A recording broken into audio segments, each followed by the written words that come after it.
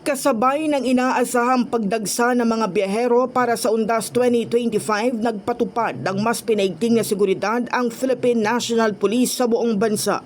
Ayon kay PNP Acting Chief Lieutenant General Jose Melencio Nartates Jr., dinoble ng mga pulis ang pagpapatrolya sa mga residential area upang mahuli ang mga posibleng manloob o magnanakaw sa mga bahay na pansamantalang iiwan ng mga may-ari.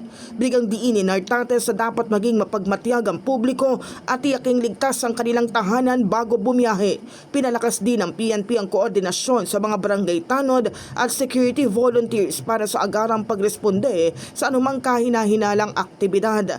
Aabot sa higit 31,000 pulis ang ide-deploy sa mahigit 5,000 sementeryo, memorial parks, columbari at pangunahing kalsada mula October 29 hanggang November 3 bilang bahagi ng Undas 2025 security operations. In the heart of changing lives, ako si Brigada Kath Austria ng 105.1 Brigada News sa FM Manila, the Music and News Authority.